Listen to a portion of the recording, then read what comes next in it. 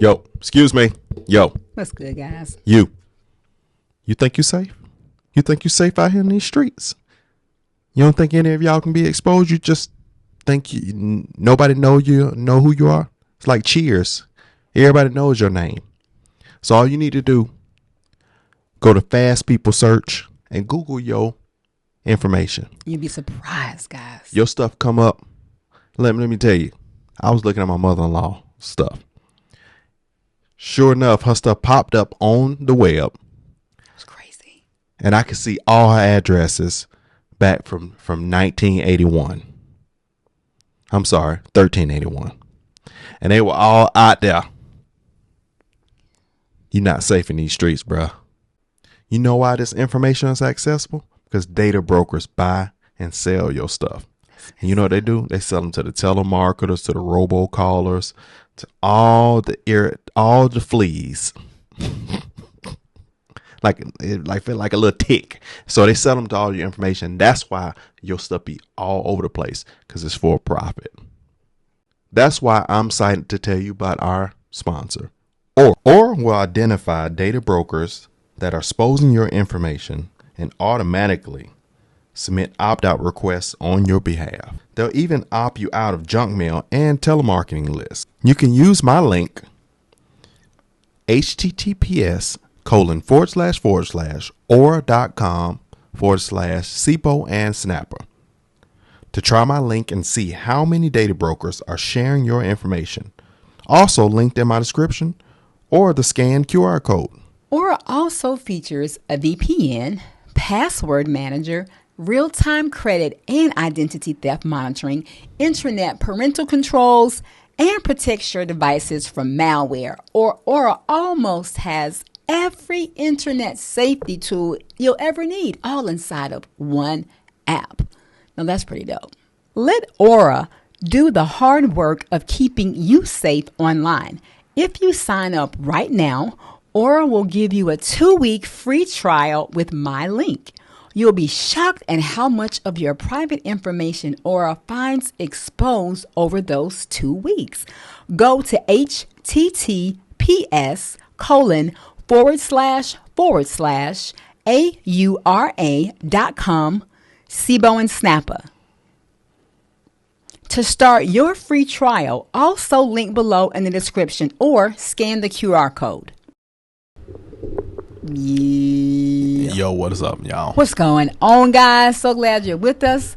But yeah, what we got? So on a prior video, man, we did how to we got to understand what Marxism is. So I saw this one Thomas Sowell did called How to Cure Marxism. I guess this is he was approached when he was younger or something like that about it. And we gotta be focused, ninja focused. I think this is actually him. Even when he talks, you still have to laser. But now the guy who be interviewing him, be real specific. But when Thomas Sowell, he be talking like Jordan Peterson with them words. Yeah, the guy who asked the questions. Yeah, he going there too. You grew up in Harlem, dropped out of high school to join the Marine Corps during the Korean War, received an undergraduate degree from Harvard, a master's from Columbia, and your doctorate from the University of Chicago. All of which pales by comparison with the fact that you once tried out for the Brooklyn Dodgers. Oh, wow. But during this period, from Harlem to the University of Chicago, throughout your 20s, you've said, you spent most of the decade of your 20s as a Marxist. Yes. Why? What was it? What? Oh, he was. What was the attraction? Well, I guess I first was very puzzled. See, there's one little correction I would make. At age 16, I was a dropout, high school dropout. Okay. And I went to work full time as a Western Union messenger. Delivering telegrams. Delivering telegrams. We better say that because there will be a generation that won't know what Western Union was. But go ahead. Yeah, that's true too. Right. And so I worked in the area of Manhattan called the Chelsea District, which is around 23rd Street, 9th Avenue. And at the end of the day, I had several ways of getting back home. The easiest, fastest way was with a subway, which was a nickel in those days. When I was feeling flush, I might go for a bus for a dime. And then when I was really getting reckless, I would take the Fifth Avenue bus, which was the elite of the buses, was 15 cents. And so I would walk over to Fifth Avenue, take that bus, and it would take me up through all the glamorous parts of Fifth Avenue, past the Empire State Building, past the great stores and things of that sort. Wow.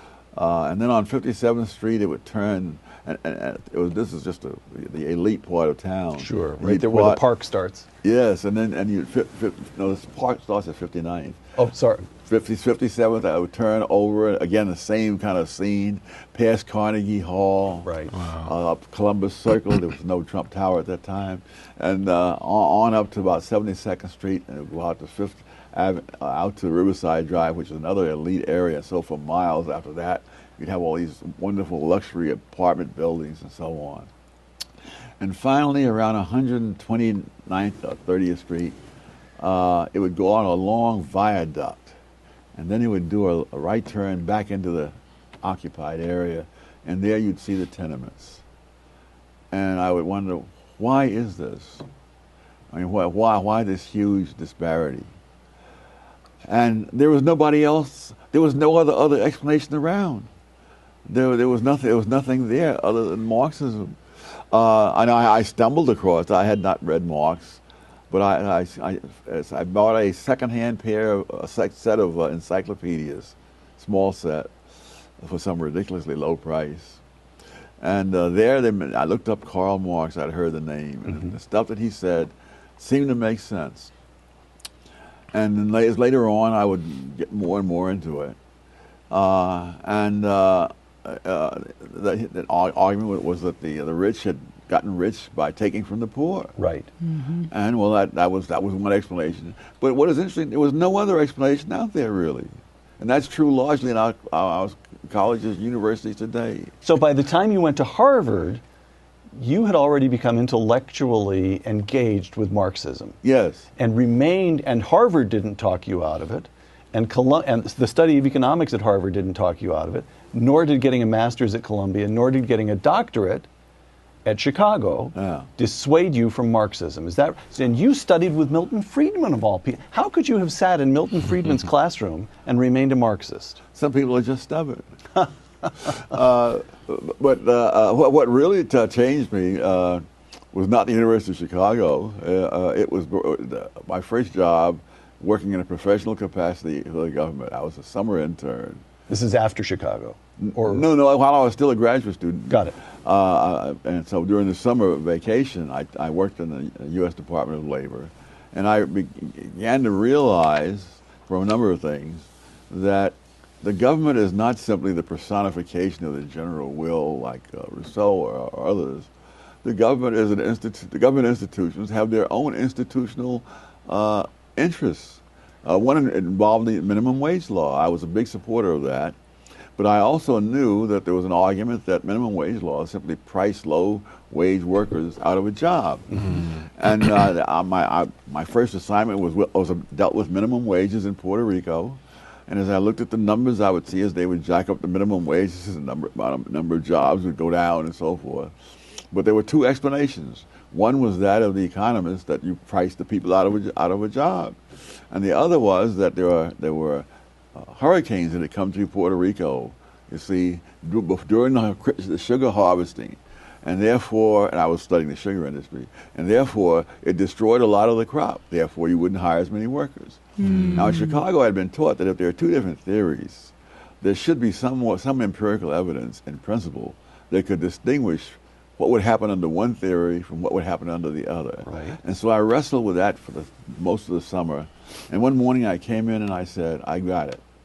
What we need are data on the amount of sugar cane standing in the fields before the hurricane struck. And as I waited for the congratulations, I could see stricken looks around me in the room. Like, this guy has stumbled on something that will ruin us all. You know? Wow. And they said, well, we don't have those data. I said, oh, I'll bet the Department of Agriculture has it. Wow. Said, well, but that doesn't mean we have it. You'd have to have a request go up the chain of command to the Secretary of Labor. He would then confer with the Secretary of Agriculture.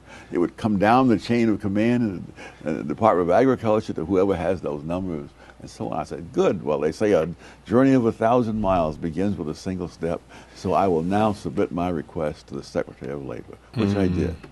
And I am still patiently awaiting this reply. The U.S. Department of Labor administers the minimum wage law. I see. And the money and the careers of perhaps a third or some other significant percentage of the Labor Department's resources come from administering the minimum wage law. Wow. One of the real farces of all this is that the law itself, Section 4D, I still remember, requires the Labor Department to study the employment effects of minimum wages. And those studies are absolutely a farce. In fact, some years after I left, I did an article saying why those studies were a farce. And when I came back later on to the Labor Department to do some research, one of the older librarians who remembered me turned to the younger librarian and she said, this is the man who wrote that article that has everybody up in arms. Wow. So you began to be dissuaded of Marxism. And of government in general, because the government is not out there at the personification of the national interest. Right. They have their own interests, and the Labor Department was clearly an interest in keeping the minimum wage because that's their jobs and careers. All right. And Wow. power. Wow. Yeah, I would have never thought that he would have had the mindset of, Marxism. I had to go and look this up again. I'm like, Keep the poor rich. Wow. Interesting about the labor laws, but I like the fact that he said that, the government's agencies have their own interest at heart. Yeah. So The government agents don't want everybody. Hey, no way they want everybody rich. They need to be poor. Is that correct? it says that the state throughout history has been a device for the exploitation of the masses by a dominant class. That class struggle has been the main agency of historical change, and that the capitalist system containing from the first the seeds of its own decay will inevitably, after the period of the dictatorship of the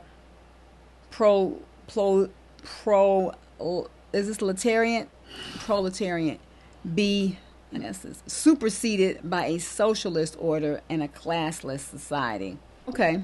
Wow. Anyway. For some reason I got nothing from your read.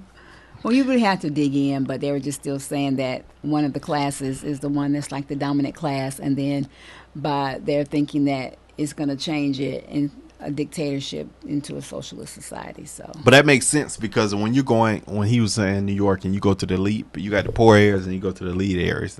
I know Harlem has been gentrified now, but you got to think back then. And then you go down to where you went, where it's beautiful and gorgeous. Mm-hmm. Poor, wealthy. Poor, wealthy. Yeah. That's what it is. It's fading, or is there a middle class anymore? No, the middle class is still there, but eventually I have a lot more, or you're going to be in the group with a lot less. They're still making some changes, though. It's completely shifted.